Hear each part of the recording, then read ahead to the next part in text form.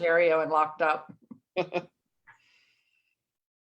Wonderful. All right, I'm just preparing the live stream for Facebook, and then we'll get started. Unfortunately, Steve maybe wasn't able to make it today. He got called into an emergency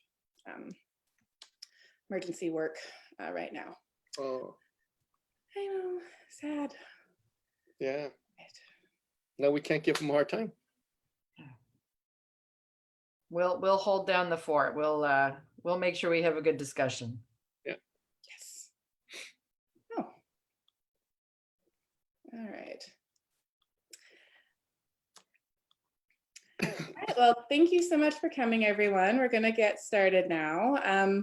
Welcome to today's webinar, Blockchain COVID-19 and Building Resilient Food Supply Chains. I always like to start with a little bit about who the Canadian Blockchain Consortium is. Oh, goodness. Great, now I'm having technical difficulties. Sorry. Stay. Not staying. Great. Well, we're just going to do it this way then. Sorry. Yeah, I always like to start a little bit about who the Canadian Blockchain Consortium is and what we do. So we've been around since 2017 now. We were started by this really incredible woman named Suzanne West. She had a oil and gas company called Imaginia Energy, and she started looking at blockchain technology and how it could impact the energy sector and how it could help transform them and teach oil and gas companies how to be technology companies first with oil and gas assets, as opposed to oil and gas companies trying to figure out how to adapt new and emerging technologies. So she had a really great vision and mission for this organization. Unfortunately, she passed away a few months after coming up with the great idea for it. So we've been keeping it going to honor her legacy and her incredible name. And generally what we do is things like this. So we host great in-person events when we're allowed to be in person again. I'm really looking forward to those. We do these beautiful food spreads, lots of wine, great education, and those events are always free. We do large events as well. So we've done like Alberta Blockchain Week. We've done large scale technology symposiums. We've done blockchain summits and brought in like internationally renowned keynote speakers. We also do a lot of advocacy, education projects. We strongly engage with the community, mentorship programs and things like that. So it's a really amazing organization. We do a lot of ecosystem development and giving back to the community, and we definitely couldn't do it without our incredible members. So we're so very grateful. We are a not-for-profit organization. So to continue with the great work that we do, our corporate members are definitely a big part of that. So as you can see on the screen, these are all the people that we'd like to say a great big thank you to, and a huge thank you to today's sponsor, which is TrustBix. And you'll be hearing from their CEO, Hubert Lau, today. TrustBix is also recognized as a leader in blockchain technology in the cattle industry. They work with different parts of the supply chain as a value-add traceability provider and a trusted third party for data management. TrustBix is becoming the information backbone of Canada's beef industry. This company has built a system that unlocks the value of data for everyone, from producers to processors to retailers.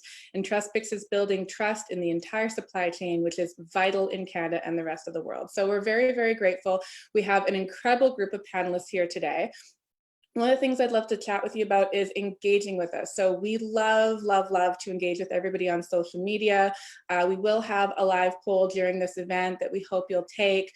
We also have a Q&A period. So when you hear from this incredible group of people, if there's anything that you'd like to have questions about, we do have time slot for that at the end. So we do about 45 minutes of talking and then 10 minutes of Q&A, because we really want to be able to engage with our community. And if you like anything that our panelists have to say, please get on social media. You can tag us Twitter, LinkedIn, Facebook. Our hashtag is Canada Blockchain. So please definitely engage with us. And there's also an added bonus to engaging with us. So the Canadian Blockchain Consortium and YY Tech Consulting, we're both matching donations.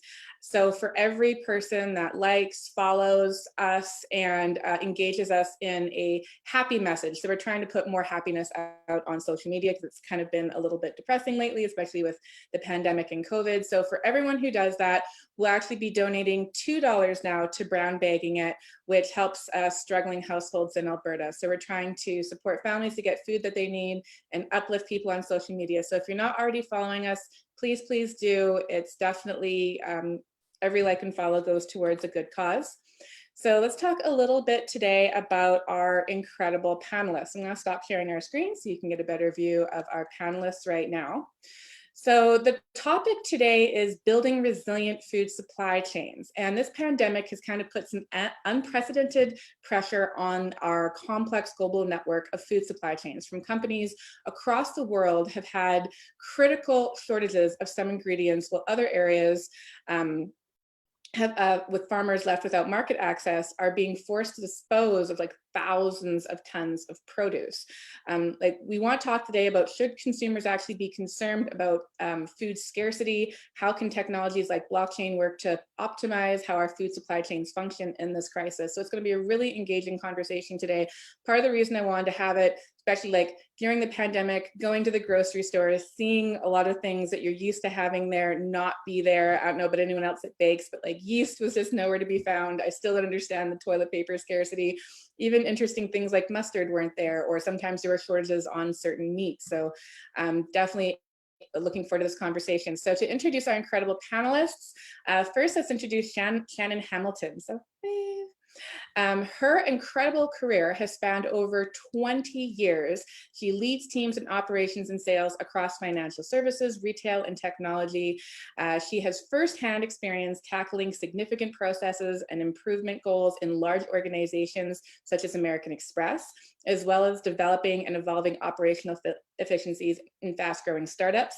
She has taken a progressive approach to understanding how blockchain technology will improve supply chains and is currently engaging in numerous workflow optimization projects in Canada. Shan is excited to discuss her experience in blockchain technology today and how it can help secure food supply chains and deliveries of other essential services.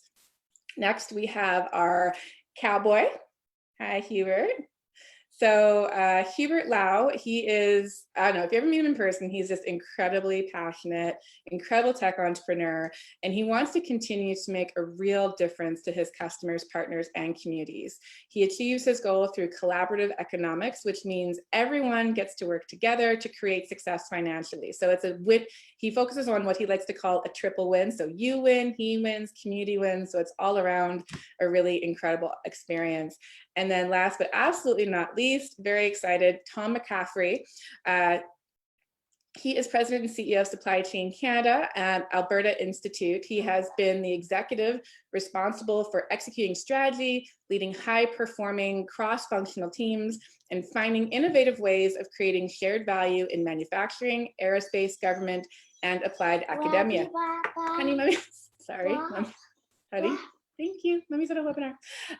Tom has authorized and co-authored academic papers on competitive advantages and dynamic management capabilities. He holds a master's degree in project management credentials, writes for Future Shapers, Canadian Manufacturing, and is completing his first book on managing values in complex organizations. So he has over 20 years experience. So we have an absolutely stellar set of panelists here today. I wish we had Steve maybe as well. He's the Vice President of Operations and Infrastructure at Edmonton International Airport, and they do a lot in regards to supply chains. All right, so I'm going to kick it off and start with my first question to get it going. All right, so COVID-19 has sent shockwaves through virtually like every area of our economy and exposed weakness in critical systems like our food supply chain networks. What are some of the pre-existing problems or deficiencies that have been made more urgent by this crisis? Anyone to answer? So Kalea, I think one of the things that really stood out for me, and you touched on it a little bit, is just, and when I was doing some research, the statistics were alarming pre-COVID, but somewhere in the range of about $31 billion in Canada around food goods, produce, probably specifically, are wasted or spoiled each year. And that just seems to be becoming an even more exponential issue with COVID. I was reading some literature just specifically around potato farmers, which I thought was quite interesting. And, $200 million of inventory sitting right now that's potentially going to be wasted. So I think food spoilage specifically has been a challenge, and it's been elevated significantly with COVID. and I think is a situation that blockchain technology could definitely help with.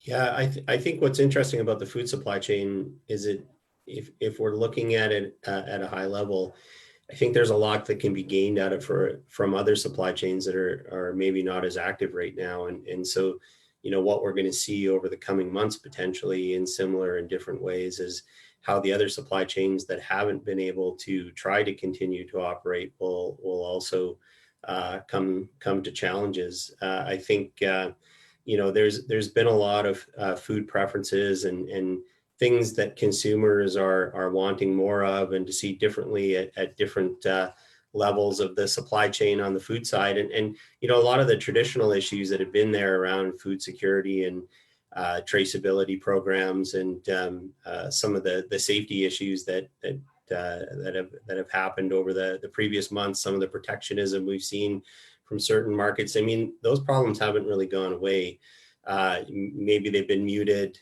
Maybe some of them have slightly gone away, but suspect that a lot of those will come back magnified or amplified to a certain degree. And we'll still be faced with some interesting challenges. But I think the other supply chains in preparation for starting up again should be kind of looking at the food supply chain and trying to figure out if there are areas where raw materials are going to be scarce or raw materials are going to be in overabundance.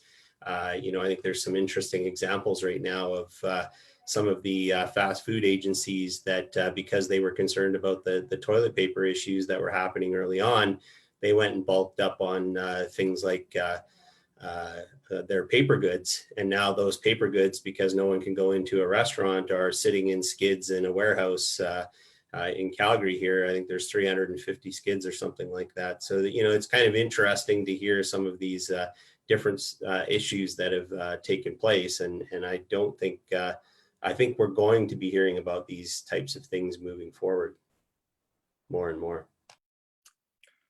Good morning, everyone. From our perspective, when we look at it, what's inherent in the food supply chain is that there is a disparity between one end where the retailers, the packers, processors are versus where the producers are.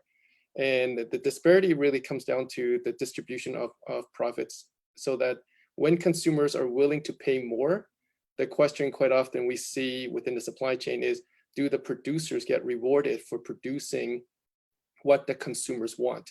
And somewhere in the middle of the supply chain, there are those who are taking majority of the profits, to the point where quite often the producers who are asked to produce different qualities or different attributes into a product are not rewarded for those hard efforts, and therefore the motivation is not there. And with COVID hitting hard, is that what we're seeing is that producers have to get rid of their products. Like, we see in hog farms that they actually have to euthanize the pigs, and it's sad to see that, because that's food supply that could have gone out to the consumers for consumption and is not getting there, because there is that disparity of the ability to move money around. And number two is that with the processing being consolidated because of efficiency issues, now we've got central points of failures. And so because of worker safety issues, those plants are being shut down. And when they get shut down, then the producers cannot move their products. So they don't have the savings, they don't have the profits to work with from the producer's end. And when you have a central point of contact that fails, then the whole thing falls apart. And now consumers don't get what they want, producers are not looked after, and now we have a big issue in the middle. So, from our perspective, coming up with blockchain solutions that can help address some of those problems will address the future moving forward as we come out of COVID. That's fantastic. Actually, leads really beautifully into my next question.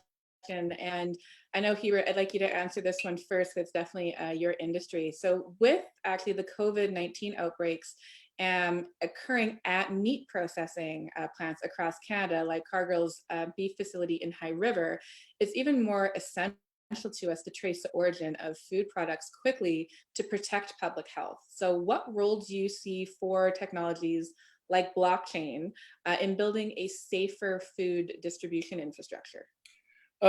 That's a great question, Kalea. I think first what we want to do is I know there's a lot of news about JBS and Cargill right now because they basically process about 85% of all the beef in Canada.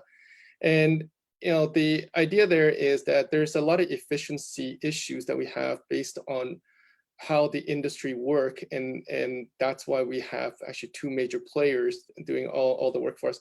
The unfortunate part is neither one of them are Canadian companies. So there's often a question that, are these companies working for the best interest for Canadian and Canadian industries or for their own companies in their own countries? Now, we have relationship with both of these companies, and I can tell you that they're very serious about helping Canadians. They're very serious about being part of the industry, and they support us quite heavily. And they're a major player and influencer in the Canadian beef industry. So just want to put that out there first and foremost before I answer your question. And now going into the question is that, I think first is we got to look at it is worker safety is the issue. So the supply chain must include the worker safety as part of the equation. And that's what's shutting things down. So if we're talking about safe food, is that are the workers safe? And if we're looking at blockchain solutions, we need to start thinking in terms of not just the tracing of the food, but tracing of the people and the systems that are part of the production of the food. So from that perspective, I think there's great opportunities to collaborate together with these players as well as with the rest of the industry. So I just want to keep it there for now, and so that the other panelists can also chime in. Thank you. And Shannon, I know your work with DLT Labs, they've done some incredible things, especially working with Walmart on getting their supply chain onto blockchain. I'd love to hear your thoughts from another person in the agriculture, logistics, supply chain space. How do you feel that technologies like blockchain can build faster and safer food distribution infrastructures? Yeah, I'm actually glad that Hubert mentioned the human element and the safety practices, because I think there's been good use cases around provenance and using blockchain to be able to provide visibility into the origin of food. But I think really understanding all of the safety measures that have gone into the production of that food, and also the transport. I think one of the things that we've been able to help Walmart accomplish is really the monitoring of what's happening with the transport of the goods and providing visibility. Even a degree fluctuation in temperature when goods are being transported can have a material impact on the shelf life of a product. And even more so if that's a perishable good. And so to be able to create alerts and visibility amongst multiple parties in the supply chain not only helps make sure that we get a higher quality product to the shelves of the stores like organizations like Walmart, but we can also provide better visibility around the safety of that food. So I think the technology itself is really well positioned coming out of COVID for people to understand and for supply chain leaders to understand that the trust factor that has been, I think, missing and caused some of the pandemic buying and issues that have happened is because people just don't know. They don't know what to expect. They don't know what information to trust. And for me, the blockchain technology is the now you know solution, because it creates that visibility, which I think is going to be an absolute game changer for those that really want to embrace it and find the solutions that it can provide coming out of COVID. Thank you so much. And Tom, I know that this that Supply Chain Canada is not like specifically working like with blockchain technologies, but you guys have like 1,900 members. You're all across Canada. You're doing incredible work, and I know that Supply Chain Canada definitely taps into the food agriculture industry. I believe in like a holistic solution to technology. So I don't think that one technology is going to be kind of like the one-stop shop or the cure-all. I know blockchain has like positive impacts into supply chain, but could you talk about maybe technologies that you can think of, or ways that we could help build safer food distribution infrastructures that don't need, not specifically on blockchain? Yeah, I think that's interesting because even in my time I was in government, I think the thing we were looking at was, blockchain's a powerful tool, but how does it work well? And so I think there's 2 points, beyond within food and beyond food. One within touch points of people, the other is efficiency of people within projects and within in plants and manufacturing operations. So I think if I take a management lens on using technologies in my organization, what I really want to be focused on is collecting data so I have information, but that's the management lens. Of course, at the operational lens is, how many people do we have to train to input the data? Do we need to input data? When are those touch points needed from the human element within any operation? So I see the real advantages of blockchain is it creates the layer of trust within those data points. But where I see the advantages for technologies where I'm definitely not an expert in, but whether it's app technologies or geospatial, or what can we do to reduce the amount of human input needed to collect really strong and clear data that gives us information. Often where the failings are of something like an ERP system, say in a steel manufacturing plant, is you've got to take a welder and teach them how to input information into a computer or scan in and out, and you're relying on the person and the technology to give you really good data. I think where that next level of management sophistication from the technology, or the support of the management sophistication that technology can lend, is by removing the human element but still collecting the data, and blockchain is what allows you to really buy in. So whether it's an integrated project delivery scenario where you're trying to build a building and you have all these trades and raw materials that go into that, or whether it's a food supply chain, how can the technology deliver very clear, strong data with as little human interaction as needed, so that when you're looking at the data and information, it can actually help you drive better decisions.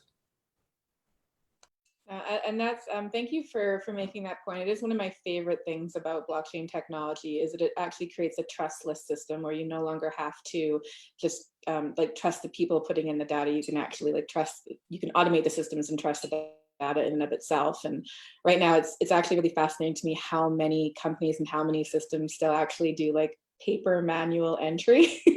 And human beings, we are kind of like the single point of failure when it comes to technology. If we don't put the data in correctly, you're not going to have accurate data. So automating these processes is incredible, but will also come with job displacement in the market. Once you can actually start automating these things, more data entry will be as critical.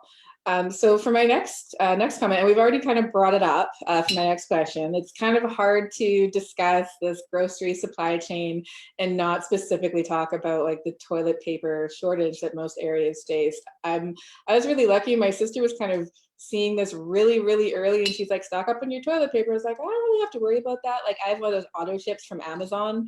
So I was like, it comes in. But people were just hoarding essential supplies. And it is one of the critical problems, I think, that we face in just about every crisis situation, because when people start hoarding all these critical supplies, it means there's less for other people who still need these supplies. So how can digitally optimizing supply chains help to protect against this panic-driven shortfall? Because I think if people understood that, please don't worry, Charmin is going to produce more. They might buy less or just buy what they need.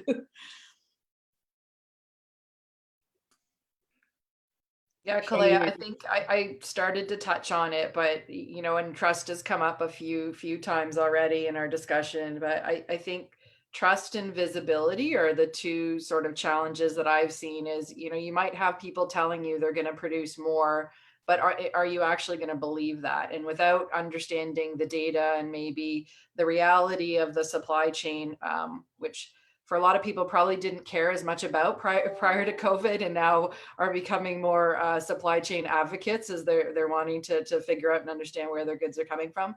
But I think it really, for me at least, it boils down to that. It's knowing and having confidence and trusting the data source. And then understanding, I think, Tom, you've already mentioned, great scenarios where restaurants might have been, buying up these supplies, and then when they close, they're sitting in places. So it's also the visibility to knowing where the goods are at, so that they can be easily redeployed.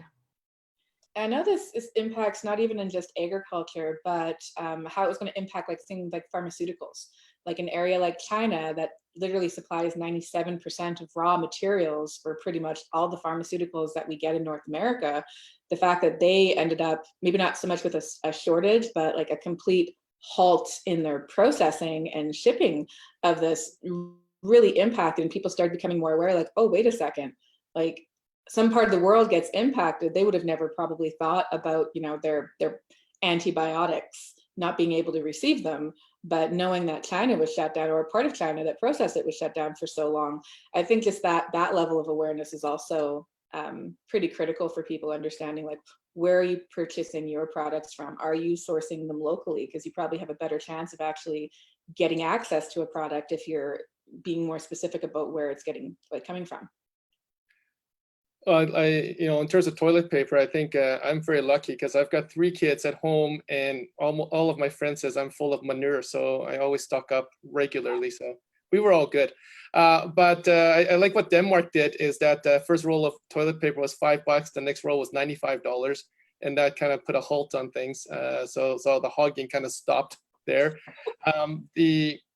But when you look at the supply chain, we got to keep in mind there's actually 3 layers of supply chain. There's the information layer, there's the physical layer, and there's the financial layer. And the information layer, it really should be the integration between your point of sale systems with potential enhancements using artificial intelligence, predictive analytics, and so forth. I know Walmart has some very sophisticated ways of leveraging that. So if they know there's a storm in a certain area of the US, they will move inventory like umbrellas and so forth into those areas quickly. So information layer is very important. And then the physical layer, of course, is the physically, how do you get the products over? And it's too bad Steve could not join us this morning, because he can really speak deeply about that as part of the airport and about logistics and transportation. But quite often the third one people don't talk about, which is the financial side of the equation, which is, how do you manage the financing of a supply chain so that you integrate the information, the physical layers together by having flexibility in your financing models. And if you start looking at those financing models, then the idea there is that retailers can quickly work with their wholesale distributors to move products as they see the data come in from the information there. So where I think it's fascinating about the toilet paper shortage was that it was a very emotional reaction from the general public. So can you anticipate that emotion? Well, there's actually data that could have helped you predict that. But let's say you weren't aware of that data ahead of time, and now you're reacting to it with the integration of all these 3 layers and leveraging blockchain technologies to transcend those 3 to create that natural movement of requests in a trusted manner. I think the response could have been even faster. So whether it's toilet paper or ingredients or what have you, is that these are the opportunities that is available to us now that we've actually living in, and we'll get through the COVID crisis. And I think the new frontier is going to be very, very exciting for blockchain solution providers.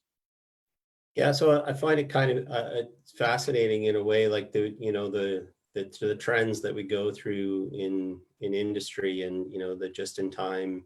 I don't know if you want to call that a trend or not, but it's an interesting concept. And if it's a management tool that you're using, then when you find yourself having issues, if you don't have a distributed supply chain where you have other resources to bring, whether it's raw materials or certain segments or pieces of equipment in, you find yourself in a challenge when your supply gets shut off. Now, I think COVID is an extreme scenario, and it's maybe something that you plan for in a worst case scenario, but it's not necessarily something you'd plan for, as a day-to-day regularity of business. However, there are other issues that also shut down your supply chain, and I think we've seen climate change issues that have shut down certain supply chains or are stressing certain supply chains. We have trade issues that are becoming more and more of a barrier. So free trade is still a thing, but there are some exceptions and some issues within the free trade. We also have internal blockades that have stopped certain railways from moving around. And so, as a supply chain professional, you've got to manage your supply chain in a certain way. So, interesting, if I'm, a homeowner and I feel like my supply of toilet paper is going to run out, then my normal just-in-time scenario of going to the supermarket is maybe not the best thing to do. So I decide to bring in some extra material and hold on to it just in case the worst case scenario happens. The other way of dealing with that would be, looking at other small operators or little convenience stores around that might also have some toilet paper for me to buy, and maybe not being so concerned that I might not be able to get it from Safeway, but I might be able to get it from somewhere else. But it's kind of a procurement and supply chain issue that you're dealing with. And those are people's concepts and ways of dealing with that. So, I think from the bigger strategic standpoint, I think two things come out of this, especially on the pharmaceutical side, but in other areas too. I think what we're coming to the realization of as a world, which is great for us, is that everyone does supply chain in some way, shape, or form. You may not have seen it that way in the past. You might have looked at contract management and procurement and logistics and customs and all of these things in buckets, but they all go together, and that's what supply chain is. And so it's a great opportunity for people to recognize that. The other thing is, I think we've tended to use these buckets as very tactical pieces within our organizations and not necessarily strategic. And so how do we start building strategic supply chains or thinking about supply chains strategically, so that when these issues that are coming at us in all different ways, shapes, and form, we have a way to deal with them because we have our strategies in place that will allow us to do that. And I think those are skill sets we're going to have to gain. I don't think there are, maybe the big Nestle's of the world do supply chain strategically, but the medium and small size companies don't. And what we're recognizing now is that they need to. And so there's an opportunity here within this for everyone to treat their supply chain people a little bit better than they did before, and support them in the strategic work they need to do. Amen to that. I'm loving this conversation. Thank you guys so much. So for my next question, there are some pretty incredible emerging projects that are happening right now, like the Blockchain Consortia by IBM, and Alibaba is now talking about deploying blockchain technologies for food supply chains on a large and global scale. Looking more locally, because I like to focus on Canada, do you guys know of any Canadian companies currently applying blockchains to their food supply chains? So Kolea, I'll maybe just touch a little bit because you opened up with it, but we're working on a large scale project with Walmart Canada and about 65 of their third-party carriers across Canada. And I think, what I've learned about freight and transport in my time with DLT is it's an industry that's driven by variable charges, and there's very little margin and very little fixed cost. So there's a lot that happens in the transport of goods between, let's say, a distribution center and a store.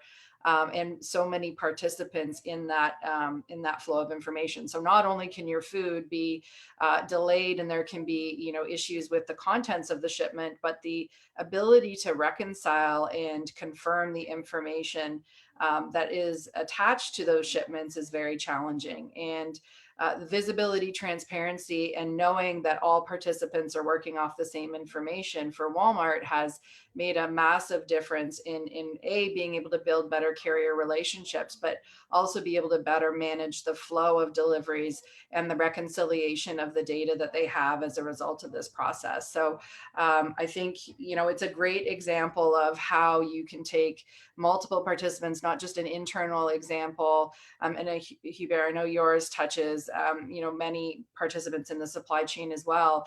It can be possible, and it can be quite transformational when everybody can agree to the same information and trust it and work off of it simultaneously. Absolutely. There's another great example I like to use when it comes to Walmart, is that they were actually able to put like their lettuce and their spinach up onto blockchain, and they took their food recall times down from 6 days to 2.2 seconds. And a lot of people might not realize all the different intricate parts and pieces that go up into making that supply chain, all the way from like the farmers through to the people who clean it, process it, package it, distribute it, how it gets to the local stores. So being able to actually trace that, it saves an incredible amount of money for companies. Like at a very, very high end, it could cost a company like $100 million in terms of a food recall, because they don't know exactly what batch was tainted. They might not know what cans, what store, so they have to recall everything. And on the low end, it could be up to like $5 million. So being able to have that level of trust, transparency, being able to share that data along the supply chain, and being able to go, okay, I know it was like this batch of lettuce come from this farm that went to this facility that had these QR codes that went to these stores, and be able to only pull off like the damaged produce. That is like an incredible increase to human health and safety for one, but two, just like the financial savings from being able to utilize new technologies on blockchain, I just find so incredible. I'd like to add to that, Kalea and Shannon. First, I like Hubert. It sounds a whole lot better than Hubert. Oh, Hubert. Okay. I realized I did that, so sorry. But the way we try to position our company is to work with and collaborate with companies like Shannon's DLT, because the idea there is that if to get the supply chains really moving, and you need participation. You need the participation of everyone, especially in food. We talk about the producers. Now, if you look at it, packers, we may have like a handful of them, and then you've got the retailers, but you've got tens of thousands of producers. So how do you motivate those people to get moving on it? And so our goal is to work with the retailers and the packers and look for ways within the supply chain management of how do you incentivize the producers to be willingly participating into the supply chain. Otherwise, you're missing that data from the beginning of the chain. So what we did was collaborate with companies like McDonald's and Cactus Club, Original Joe's and so forth, as well as Cargill, to create what's called the Canadian Sustainable Beef Acceleration Initiative. And what that does is that it pays a financial incentive for the production of what's defined as sustainable beef. So there's a Canadian Roundtable for Sustainable Beef that created the standard and the indicators.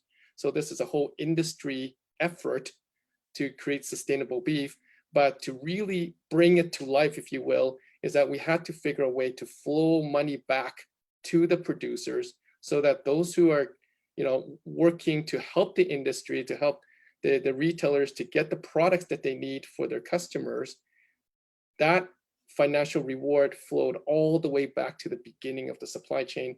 And then from that reward, you get participation. So if we can get those types of participation, then that type of data and that type of structure can be integrated into what Shannon was talking about, and all of those benefits, as well as Kalea, your example of the type of benefits that can happen. So that's where the collaboration has to happen to make these supply chains work. Yeah, I think there's organizations like us who can also play a role in helping to get companies to understand, and it's through running different kinds of projects. So that's a great example, Hubert, of industry and everyone working together to try to come up with, understand what the opportunity is with technology, and then figure out where the value creators are in that, because they are there. Sometimes they can be more difficult to find. And I know before I left government, we were talking more on the construction side of things, but we do a lot of heavy construction here. Often you hear about schedule delays and issues and timing issues and all of that. And often what doesn't get factored into some of these larger projects is the cost of schedule slip. So we look at the cheaper cost of raw materials from China, but if it takes an extra 10 days or an extra 2 months to get here, what needs to be the relative cost savings of that product? And what is the cost of the schedule slip that you're dealing with when you don't have what you need on site to install? And often that calculation is never made, probably till close to the end of the project, and we find out we're hundreds of millions or billions of dollars over our original estimate, because all these things took place along the line. I think something like blockchain, well, first of all, integrated project delivery, just getting everybody at the table early to say, well, here's what we're going to build and here's how we're going to do it. So having the expertise to agree, again, I think that's where, in my mind, that blockchain plays a perfect element. Integrated project delivery is just a project delivery model, but can you use blockchain to sort of set the rules of the game that everybody agreed to? So the experts come to the table, we set the rules of the game, and then we have to track success or failure throughout that project. I think the beauty of something like that, and then bringing in IoT and these other technologies to gather that data, is really understanding what's happening within the project, and is there schedule slip happening, and how much is that going to cost us or not? Because often when we did a study when I was with the Alberta government, that was lowest total installed cost, what we found was that Alberta product might look more expensive up front, but when it's total lowest, when you look at the total installed cost, it's actually cheaper, because in a lot of cases you're dealing with better quality, lower schedule slip, and all of these things, but you don't know that. And I think that's where the technologies and these projects can really play in. So that'd still be something that we talk about that we're interested in doing. It's not in the food supply chain, but there are examples of that type of thinking where blockchain plays a major integral role in delivering the data that's needed to get better at all different types of projects. I feel like you've answered my next question already, but I'm going to ask it just because I'd also love to get a little idea from like Shannon Hubert on this one. So mine was around, we kind of know it's pretty urgent for Alberta as well as Canada to optimize industries and cut costs, as to your previous statement. But what are some of the ways we could use this technology, so like blockchain specifically, to benefit struggling areas of the food industry like agriculture and warehousing? Yeah, I think it's a great question, and such a timely one. I really truly believe that the technology is ready to solve problems now, and most businesses are looking to solve three things, and it's almost irregardless of the sector. They want to make more money, they want to cut costs, so they want to do it more efficiently, and they want to do it as quickly as possible. And I think those things transcend, pretty much any business. So the ability to have, visibility into better planning that can drive the right revenue at the right time. So that just in case versus just in time scenario. And by being able to eliminate manual processes within a business. So how many times, like, think about yourself, have you had to double check or review something because you weren't sure where the data source came from? Or your supplier had one source of information and you had another, and you needed to go back and forth a few times. These types of issues are systemic across industry, and when you can take that duplication of work and get parties to agree on information up front, that's really the inherent benefit I see in blockchain. I look at it as being able to expedite decision making and reduce manual effort in areas of business where typically parties disagree, and not because they inherently don't trust each other, but typically because businesses are meant to work together, systems are not.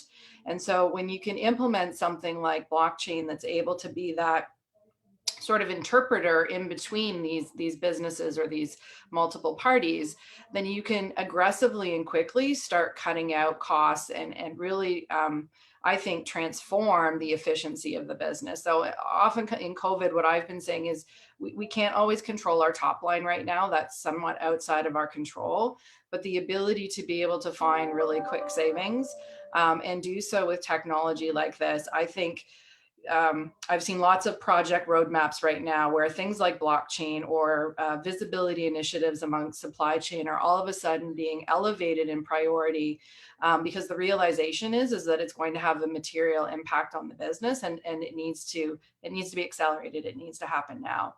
And so I think those are key opportunities for the technology that I think is going to result in more businesses taking a chance on it and looking to implement it coming out of this crisis.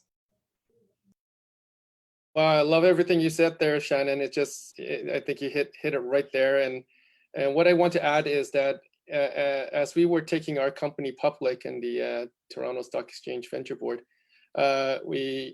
what part of our strategy was we want to raise some of our monies overseas in Asia. And one of the largest group that invested in our company actually came from the textile industry. And we said, well, why are you investing in us when you're in textile? You got nothing to, it's not food, right? And they said, well, look at the shirt you're wearing. And I think it was the shirt I was wearing at the time. And said, did you know this shirt probably went through 20 different countries before it got to you? And that's what we're doing and how it actually works in the textile industry is that on top of what Shannon just shared is how do you move from country to country when governments have different rules and regulations and requirements. And so without something that is a blockchain infrastructure to facilitate the supply chain, then the paperwork that goes through and the audits that has to be done afterwards and so forth, that overhead is tremendous. And textile industry is one that suffers heavily from that. We're seeing with food, as we're trying to move food around the world, we're seeing that it's not as complicated, but it is for human consumption. So there's more liabilities than anything else. So if someone ate something and they died, you need a mechanism to go back and figure it out, and especially if it's traveled through many different countries. So what we're talking about here is that we need solutions, and we need to continue to work towards solutions that are not just for the businesses, but also for the governments to have that comfort that as they're importing, exporting the food products around the world, that they are also looked after.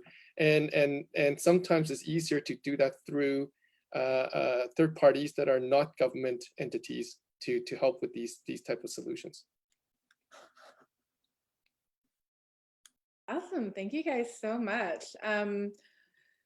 This has been an incredible conversation, and based on our poll, definitely a very timely one. About 89% of our participants said they are definitely concerned that COVID has significantly impacted their supply chain. So I hope this kind of shows or puts a little bit of that concern to rest, knowing our supply chains are still going to move forward. Companies are looking for ways to create better trust, efficiencies in this. And I'd love to go towards some of our questions now, since we have about 12 minutes left. We might run a little bit over if that's okay with everybody. We still have quite a few people viewing, and I know that there's some interesting questions here. So one by Jason. Of the applications of blockchain that could be applied to supply chain, proof of location, of origin, of transferred ownership, or of sensor data. I've actually been hearing about this, like geo blockchains are now kind of becoming a thing, that proof of location. I wonder if there is an opportunity to rethink meat packaging more thoroughly to address the issue of single-use plastics. Closed loop packaging on deposit presents a viable model widely applied now with glass and aluminum packaging. I think it could be done with other durable materials as well. Are there any panelists keen on the topic of integrated packaging? Oh goodness, with a crypto native sensor oblique. I don't understand the crypto part of it, but to the rest of the question. Hubert, any thoughts from yourself? From our perspective, we don't, we're not looking into that level of detail in terms of the packaging and so forth. But at a higher level of a step back, is one of the things that we are looking at is the integration of closed loop supply chains with open supply chains, and the opportunities that it could create because of niche addressing. So the way I'm reading Jason's question here is that what he's identified is a possible leveraging of a closed loop supply chain that can be integrated into an open supply chain situation, and this is about the packaging. I think there's definitely opportunities there. I would say this is right down the alley of companies like Nestle, who's really trying to figure out what to do with packaging. And last year, when I was at the World Economic Forum talking with them, their goal is to have edible or decomposable packaging for all of their products moving forward. I think, if I recall correctly, within the next 5 years. So if Jason, if you're looking at that type of, those are the type of companies you may want to engage and talk to, and see if there are opportunities that what you're thinking can tie into their initiatives. And is anyone keen on the topic of integrated packaging with crypto native sensors or beacon? So I don't even know what that means, because I'm not smart enough to figure it out. So I'm fascinated by the question itself. So I'd be happy to have that conversation offline. I think what's interesting though is that there are so many supremely intelligent people out there who can take something like a blockchain and start applying it into different areas because they can see the opportunity. And one of the things on the other side that I also see with blockchain, we've got great companies here in Alberta, and I've had some great conversations with EOS Cafe. And, if it wasn't for them, I probably wouldn't even understand what blockchain was. And one of the main reasons I could understand it was they explained it to me in a very supply chain way. And in fact, I think a lot of what they do is very supply chain focused, at least from my very basic understanding. And but once you understand it in your own terms, and once you can sort of conceptualize it in your own industry, in your own background, you start to go, oh, wow, there are some really serious applications that you could get into, some of them at a very high level to generate and to trust certain kinds of data and remove some of the human analysis that's required sometimes between two different data points. And on the other end, something as specific as packaging, and can we trust more where this was packaged or package it in a different way. And so to me, that's the power of blockchain. I think the challenge of blockchain though, or blockchain providers, it can be that they can almost make it anything that you want it to be. It's almost too flexible. So it's hard to internalize and understand, because, well, yeah, I can do that. It's kind of the which is great. But for those of us who are a little bit more junior in our understanding, but yet senior in what we need it to do for us, it can be really hard to kind of bridge that gap. And so that's why I think, the projects that Hubert's involved in and some other projects that could take place can sort of couch it in an industry and do some of the testing and bring some of the smart people together. And that's really where I think we'll see things with the technology itself start to take off, when you get people that are willing to take a chance and sort of internalize it into their own sector and their own knowledge.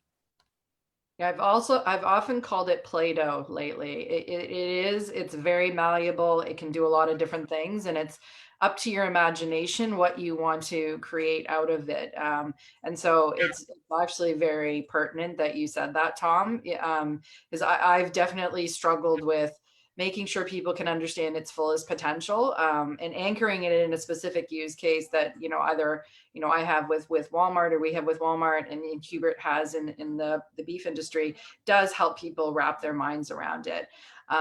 Just in relation to Jason's question, I think there's also been, at least in the last 5, maybe 10 years, an explosion of data, and people's ability to use data to make better decisions or figure out how to solve, whether it's packaging or supply chain issues, may not have been possible in the past, but harnessing that data and making use of it. So the sensor data, again, I don't know exactly what that means either, but I know enough to say that if that's an important data source in that business process, you need to be able to harness it. You need to be able to permission it. You need to build rules off of it, maybe leveraging smart contracts to be able to make it do something for you. Data in and of itself is not smart, but there's a lot of inherent benefits of blockchain that can make it work for you. So it sounds like it could be a use case, and it's a very interesting topic. Yeah, I think the key here is why do you want to do something? What's the problem you're solving, and who's going to pay for it, and who's going to benefit from it? You have to answer those questions, and then think about the blockchain, because blockchain is the tool, not the end all be all, right? So I think that the other two panel, Shannon and Tom just hit it perfectly. Yeah. Awesome. All right, so our next question is from Stephen. Using the term chain implies chain links, and therefore there are weak links. Is there a common weak link in blockchain in general for the near future, and or are there weak links by industry, by applied blockchain you have to find? Background, I'm looking at blockchain use for different kinds of industry-related projects, thus I may have to use different blockchain approaches versus using one blockchain across the projects. Okay, so just as an explanation for the term like chain specifically, if you're thinking like chain link or weak link, that actually does not apply to a blockchain.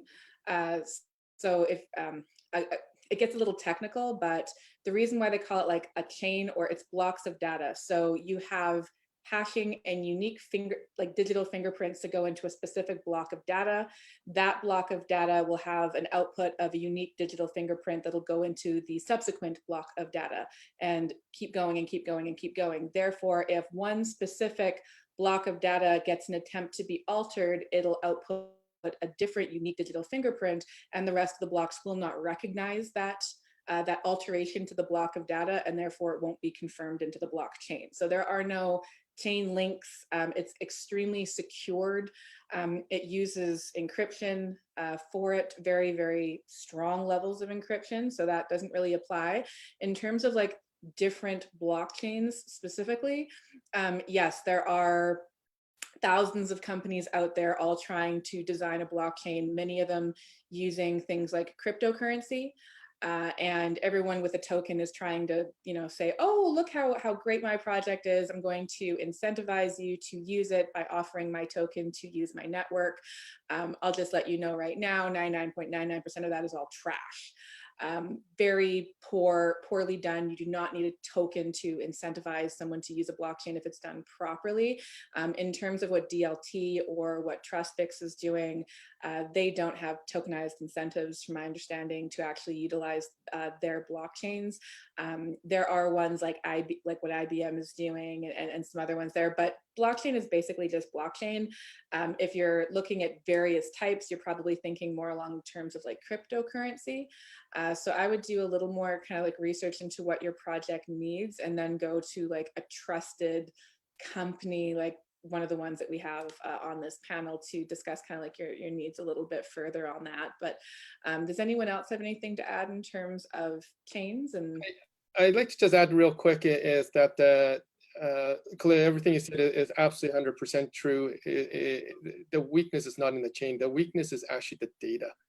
So garbage in, garbage out. If the data is not good going in, then no matter how strong your chain is, the whole thing is weak, because the data is incorrect to start. So I would just kind of answer it from that angle, because it's not the technology that's the issue. It's the information is the issue. And like, just to give a solid example for that one. So like if you're in the agriculture space and you're like, oh, I want to put what I'm doing on blockchain. It's like, okay, let's take a look at a holistic approach to technology.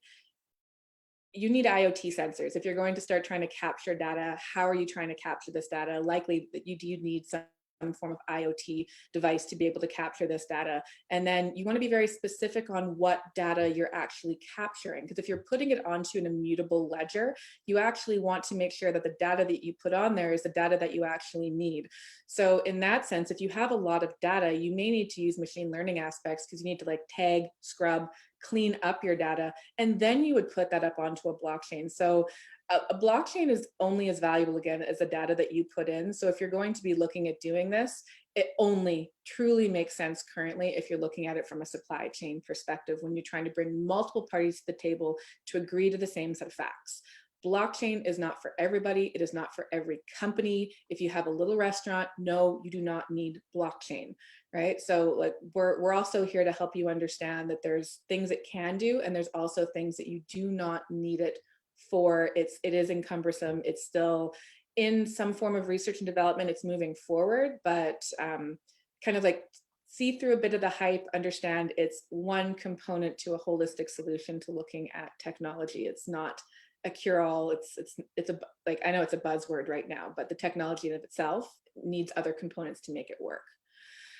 I just want to add like one thing. I think there's crypto has given us a very bad reputation, but there's the difference between private and public chain. And I think a lot of what Hubert and I are talking about is private, and the ability to permission your blockchain for specific participants and understanding what you want to accomplish is super important. I also think that the blockchain technology, whether it's Corda, Ethereum, or Hyperledger, they all have pros and cons. And I think, again, understanding your specific use case and picking the technology that's going to give you the best functionality is important, because they all can provide different benefits, but they all have their uniquenesses as well. Yeah, like Ethereum's network is always like congested and clogged, so not always the best use case. Hyperledger fan. Yeah, I know. I was like, Ethereum, not so much. Personal perspective. Okay, so George, as a business student who is interested in supply chain management and wants to pursue a career in it, where can I start to learn and build skills with blockchain technology? So I chatted with some folks out in BC when we were at a conference earlier this year, and we could still talk to people face to face. And my suggestion is start with the startups in your community. There's a lot of great tech startups happening in Alberta, BC, Ontario. And I think really, we can leverage again, going back to something that Tom said, the technology is so pliable. What actually helps you understand blockchain is less about the technology, but about where the situations or business challenges are that could benefit from its solution. And so I know when I've had the chance to bring on some interns, their expertise in supply chain is worth more to me than whether or not they know blockchain. I can train them in the technological elements, but your industry expertise is actually super helpful. And so I would say, if it's blockchain specifically, look to the organizations. You can reach out to me. We can have a conversation. But there's a lot happening in all of the respective regions across Canada, and really market the supply chain knowledge you have, because that's where I see the technology providing a lot of solutions, and you could really help me understand where the technology could plug in. Definitely. And also with the Canadian Blockchain Consortium, we do have classes that we teach. So all kinds of classes on blockchain. We're going to be starting to do some of those next month, actually, no, end of this month. So if you want to kind of go on our website or send us an email to info@ Canadian Blockchain or CanadaBlockchain.ca, we can also help you with some tools there. All right, so our next one is anonymous. This is a question primarily for Hubert. While you have a background in cattle beef industry, I was wondering if you had any ideas on opportunities for blockchain in the dairy supply chain and how they would differ from cattle beef. Well, that's a great question. I think first I want to quantify that I'm a newbie in the agricultural industry. I've only been in it for just over 7 years, and I accidentally fell into it. And then fell in love with the industry. So when I approach looking at any of these opportunities, whether it was in the cattle industry, and now we're actually looking in agri-food across the board, the answer is there's a ton of opportunities. We keep seeing them over and over again. And it comes down to the question of, what's the benefit or what's the problem we're trying to answer? And then really driving home who's going to benefit from it and who's going to pay for it long term. And I think the dairy industry is fascinating in the sense that when we look at solutions, you already have the Canadian Dairy Network, which has data that goes back to, I think it's like 1950s. So you've got this massive data pool to work with. So there's tremendous opportunities within that. Now, because I don't know your the background of the individual asking, I don't want to just kind of throw out ideas there. But if you want to reach out offline to me, I would be happy to sit down and chat with you about this. But understand that unlike the cattle industry, which is hurting for data and hurting for producing data, the dairy industry has all of that already in place, which allows us to look at more domestic and international opportunities that may not be available in the cattle industry. Wonderful, thank you. Our next question is from Gordon.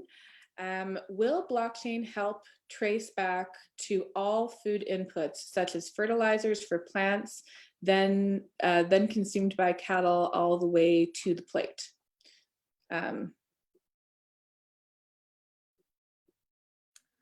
I absolutely believe that is the goal. We've been working with companies around the world that does the field calculations, the sustainability calculations, the consumption calculations, and all of those type of things, and trying to pull that together. And this is why when we broke it down, is that we need participation, and that's why we've been putting so much of our effort into looking at how to create the incentives and the motivation for producers to be willing to input their data, because many of them that we've met, and if you know some of the ranchers, especially the older ones, they'd rather fix their fences than sit down and put information in a computer. So the creating the incentives and making it easy for the information to get in, from our perspective, is the critical piece. Then you can have all of those inputs that you're identifying to pull that information through, so that we can track and trace those, and then share those with consumers.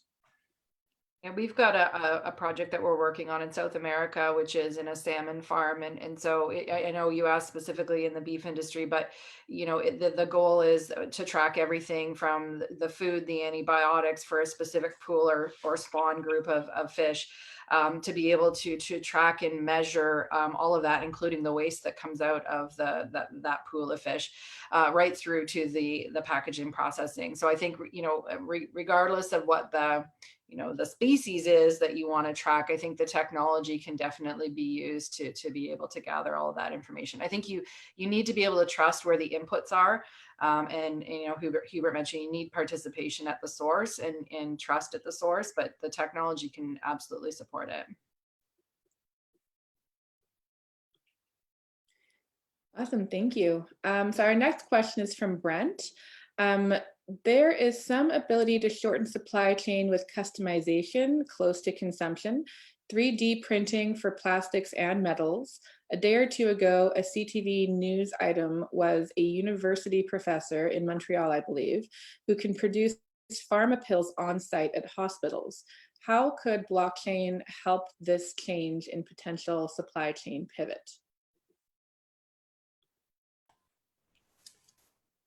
So I think that's a pretty difficult question to answer, because I think it's almost more of an additive question potentially than a blockchain question. So if it is, on-site production of whatever, whether it's steel equipment or a pill for someone to take, I think that, if you wanted to track raw materials and so forth, and the sources of information that was going to produce whatever it was on site, it's more about whether or not the equipment itself is ready to be able to produce or print at the quality level required. And I think that's always something that gets a little bit missed in additive manufacturing. It is much more sophisticated, growing in sophistication all the time, but the hybrid technologies required to do both additive and reduction, of a product, the raw material inputs in order to be able to produce it to the level that can be done in a larger pharma facility.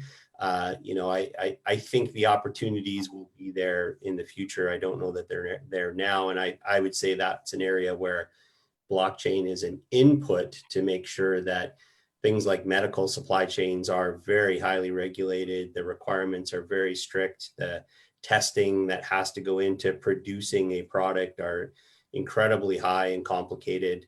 I'm not quite sure that's just a blockchain problem to solve. I think that's a whole bunch of things needing to come together. However, if you could pull all of those things together, it could be a very lucrative problem to solve, but a pretty complex one.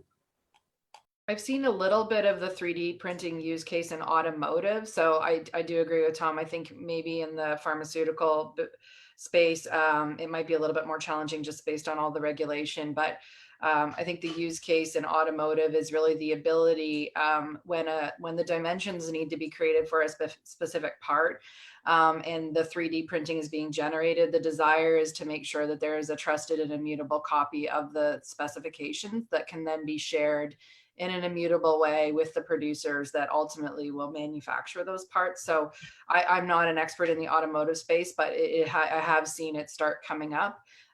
So that's probably where, I think it might be more realistic to see 3D printing and blockchain sort of come together. Yeah, I think from my perspective, I was just kind of trying to reread your question again there, is that what I'm not sure on is there a trust issue that you're addressing? Because if the question is, can blockchain assist in speeding this up, the adoption of, and I'm not understanding if there is truly a trust issue or not. If there is a trust issue, then between many parties, then blockchain does have a potential application. If there isn't, then I would question the need for blockchain in this solution. Thank you. Yeah, just personal perspective there, not 100% sure it would be blockchain unless you're trying to put the specific materials.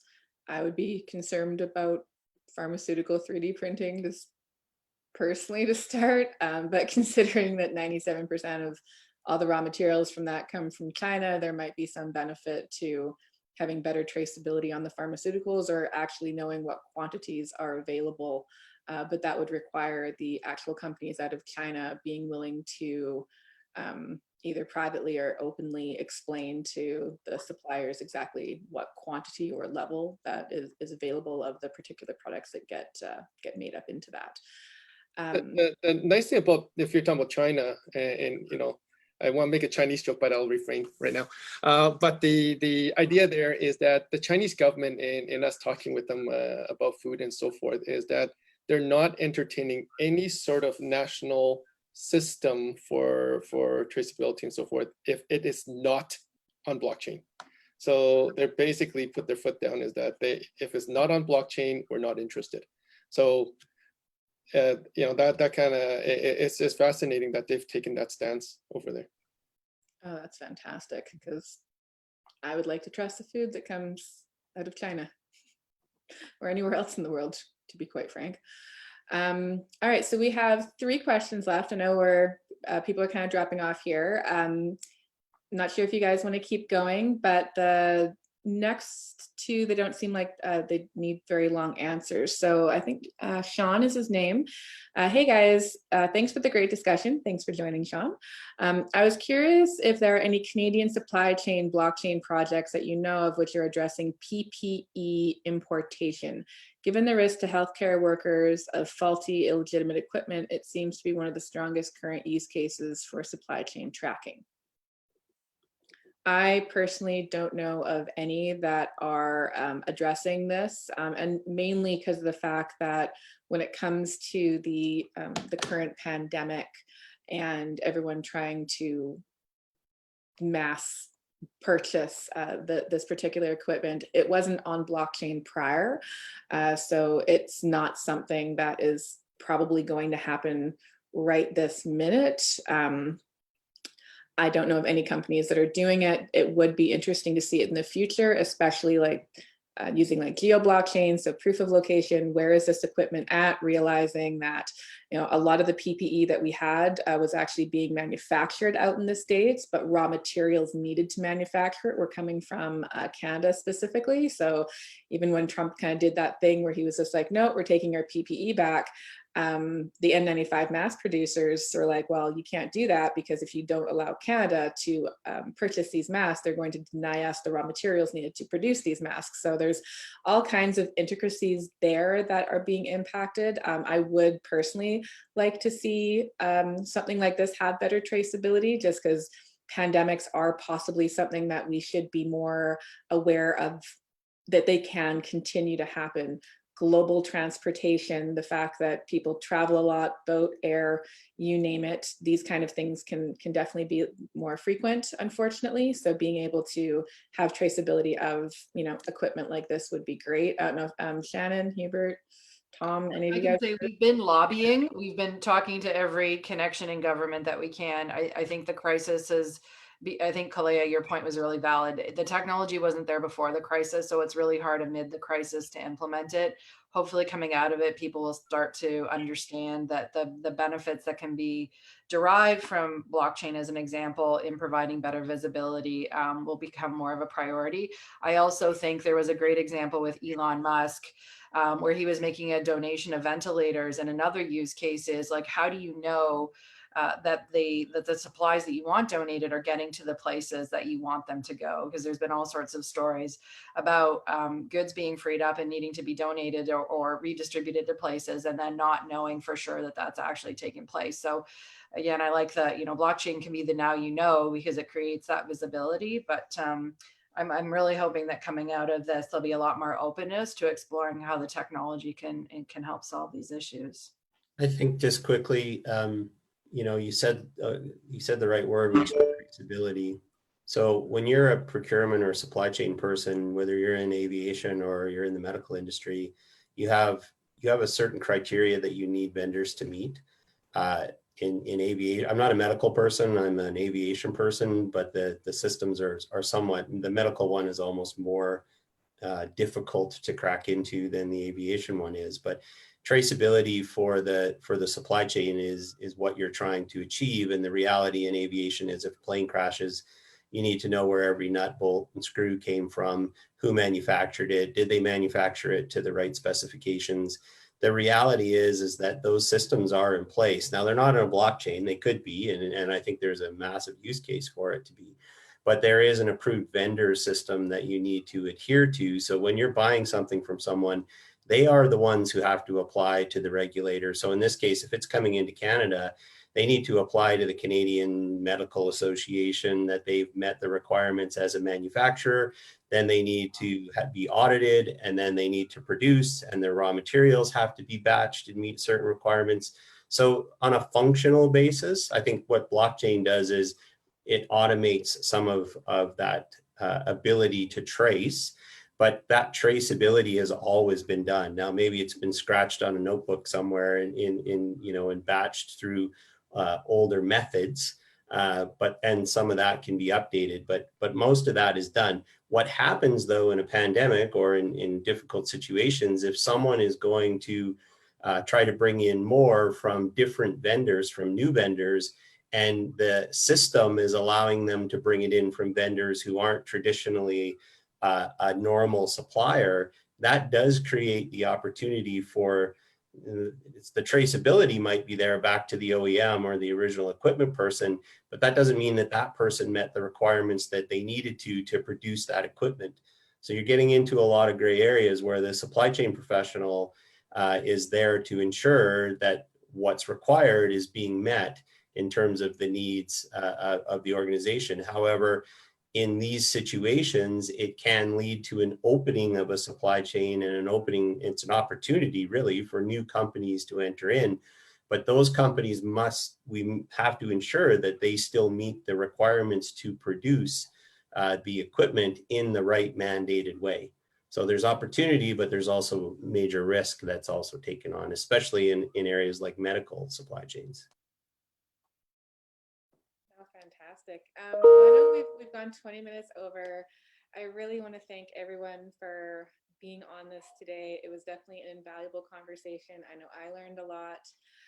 Thank you everyone for attending this. Our next webinar coming up actually isn't so much a webinar, but our VP for Canada, Dave Bradley, and myself are actually going to be doing a bit of a Bitcoin 101 class. So we're going to talk a bit about something that we normally discuss in the Canadian Blockchain Consortium, but a little bit about that, the underlying technology of it, what it is, what it means.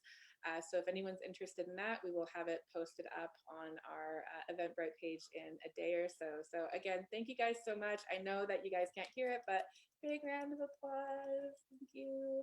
And we'll see you soon, community.